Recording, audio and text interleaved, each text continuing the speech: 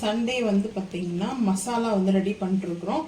என்ன மசாலானா பிரியாணி மசாலா தான். பிரியாணி மசாலாவில் இதை ஒன்று மட்டும் தான் ஆட் பண்ணலை, மராட்டி முக்கு மட்டும்தான்.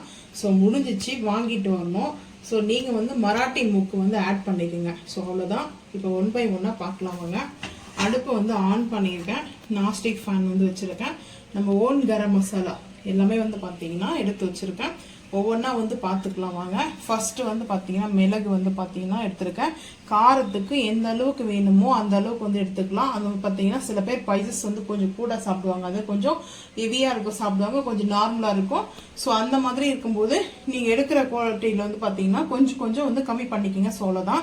ஸோ வந்து பார்த்தீங்கன்னா மிளகு வந்து எடுத்திருக்கேன். சீரகம் வந்து பிரியாணியில் சேர்க்கலாம், டைட்டிஷன் ஆகும். ஸோ பிரியாணியில் வந்து ஹெவியாக சீரகம் வந்து சேர்க்கலாம். ஸோ நான் வந்து ஒரே ஒரு டேபிள் டீஸ்பூன் வந்து எடுத்திருக்கேன். அந்த டேபிள் டீஸ்பூன்னா இந்த மாதிரி பெரிய டேபிள் டீஸ்பூனில் வந்து எடுத்திருக்கேன். சின்னதுலனா 2 எடுத்துக்கலாம். இது வந்து 1 ஸ்பூன் வந்து எடுத்திருக்கேன்.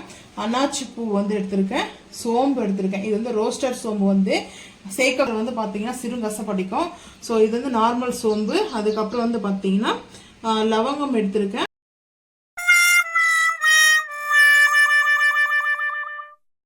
வந்து எப்பவுமே வந்து நல்ல காரத்தை கொடுக்கும், அதாவது ஸ்பைசஸ் கொடுக்கும்.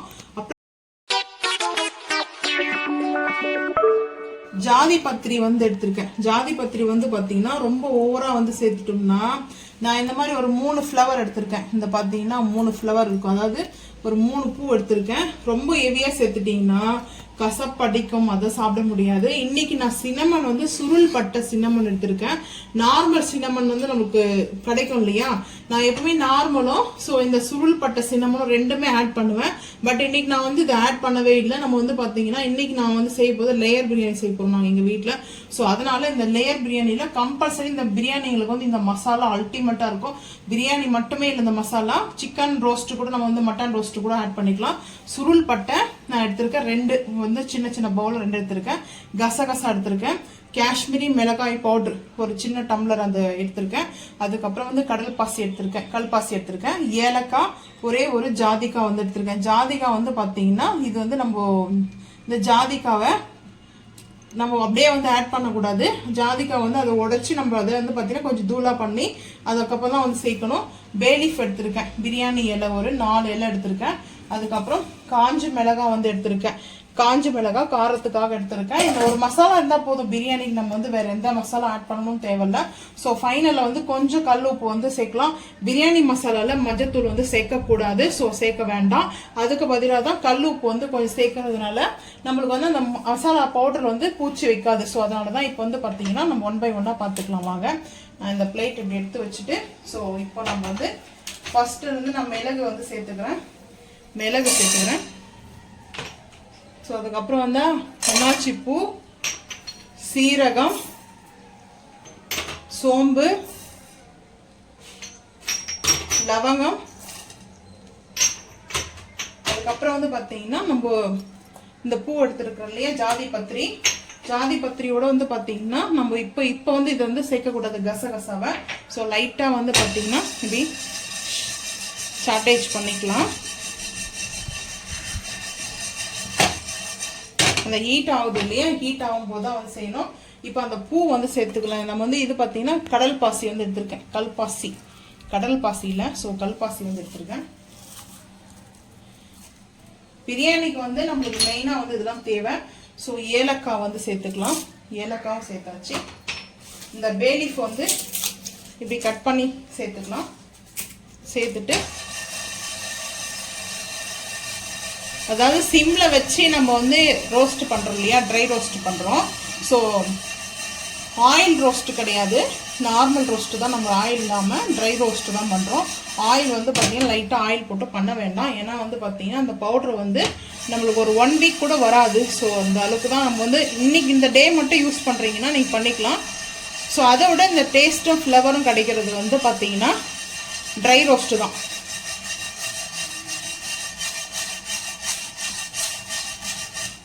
ஸோ லைட்டாக வந்து ஆகிட்டு இருக்குது நம்மளுக்கு ஹீட் வந்து பார்த்தீங்கன்னா. ஸோ இந்த டைமில் வந்து பார்த்தீங்கன்னா நான் கசகசாவை வந்து ஆட் பண்ணிக்கிறேன். கசகசா வந்து பார்த்தீங்கன்னா ரொம்ப சாஃப்டாக, அதாவது ரொம்ப குட்டி குட்டியாக இருக்கும். ஸோ அது வந்து ஹீட் ஆக ஆரம்பித்தா கடுகு கூட பரவாயில்லைங்க, வெடிச்சா வந்து ஓரளவுக்கு வந்து இது வந்து தெரியவே தெரியாது. ஸோ அந்த கசகசா வெடிச்சு ஆரம்பிச்சிச்சுன்னா நாஸ்டிக் ஃபேனில் இருக்காது எல்லாம் கீழே தெரிச்சிரும். ஸோ அதனாலே வந்து பார்த்தீங்கன்னா இதெல்லாம் ஓரளவுக்கு ஹீட் ஆகணும். நம்ம இப்படி டச் பண்ணி பார்க்கும்போதே நம்மளுக்கு வந்து தெரியும். இப்படி டச் பண்ணி பார்த்தாவே நம்மளுக்கு வந்து அந்த அளவுக்கு ஹீட் இப்போ தான் நார்மலாக கொஞ்சம் ஹீட் ஆகிட்டு இருக்குது. ஸோ நான் சிம்மில் இருக்கிறதுனால தான். ஹை ஃப்ளேமில் வந்து பண்ணோம்னா அது வந்து அந்த ரோஸ்ட் ட்ரை ரோஸ்ட் வந்து கருகிடும். ஸோ அது இல்லாமல் மெயினாக வந்து பார்த்தீங்கன்னா டேஸ்ட் வராது நம்மளுக்கு பிரியாணியில். இப்போ கரெக்டாக நம்மளுக்கு வந்து ரோஸ்ட் ஆகிடுச்சு. நம்ம இப்போ வந்து பார்த்தீங்கன்னா நான் இந்த மாதிரி ஒரு பிளேட் வந்து எடுத்துருக்கேன். இது கம்ப்ளீட்டாக ஆறணும். ஸோ ஆறினதுக்கப்புறம் தான் இப்போ வந்து பார்த்தீங்கன்னா நம்ம 2 வந்து சின்ன பவுல் அளவுக்கு சுருள் பட்டை எடுத்துருக்கோம் இல்லையா, சுருள் பட்டையை வந்து சேர்த்துக்கலாம். சுருள் பட்டை சேர்த்துட்டு லைட்டாக வந்து இந்த சுருள் பட்டை கூடவே காஞ்சி மிளகாவை சேர்த்துக்கணும். காஞ்சி மிளகாவும் சேர்த்துட்டு நம்ம இப்படி ஹீட் பண்ணிக்கலாம். அதாவது நல்ல சவுண்டு வந்து கலகல சவுண்டு வரணும். ஸோ அதுக்குள்ளே வந்து பார்த்தீங்கன்னா நம்ம இந்த ஜாதிக்காவை வந்து பார்த்தீங்கன்னா இடிச்சு எடுத்துட்டு வந்துடலாம்.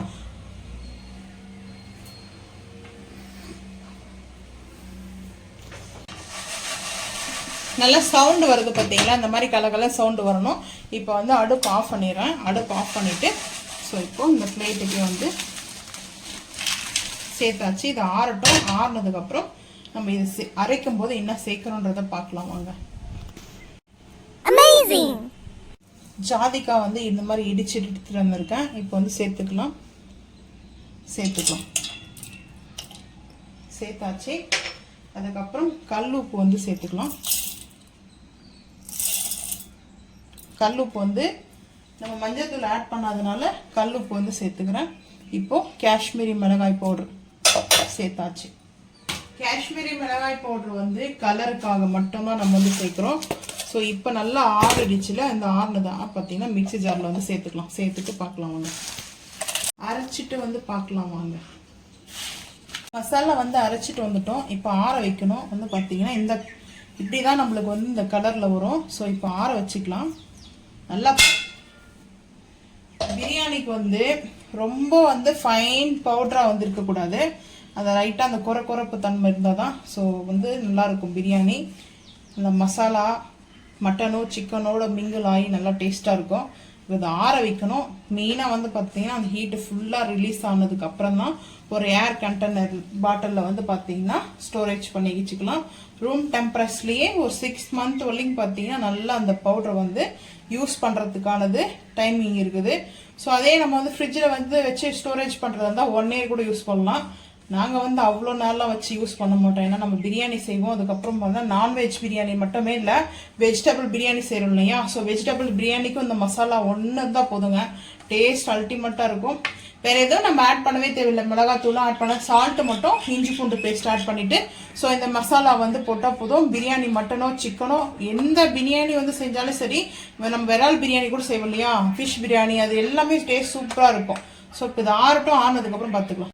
ஸோ நீங்களும் இதே மாதிரி இந்த மசாலா வந்து அரைச்சி பார்த்துட்டு மறக்காமல் வந்து கமெண்ட் பண்ணுங்கள். வெஜிடபிள்ஸ் வந்து நம்ம குருமா, ப்ளைன் குருமா செய்வோம் இல்லையா, ஸோ அந்த குருமா கூட இந்த மசாலா வந்து ஆட் பண்ணலாம். டேஸ்ட் அவ்வளோ அருமையாக இருக்கும்.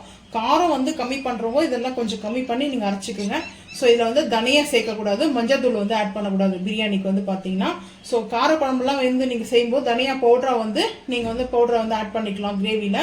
ஸோ சிக்கனுக்கும் மட்டனுக்கும் ஆட் பண்ணிக்கணும்னு நினச்சா பண்ணிக்கலாம். ஸோ நீங்கள் இந்த மாதிரி செஞ்சு பார்த்துட்டு மறக்காமல் வந்து கமெண்ட் பண்ணுங்கள். இந்த வீடியோ பிடிச்சா லைக் பண்ணுங்கள், ஷேர் பண்ணுங்கள், சப்ஸ்கிரைப் பண்ணுங்கள், பெல் ஐக்கான் வந்து கிளிக் பண்ணுங்கள், மறக்காம சேனல் வந்து ஃபாலோ பண்ணுங்கள்.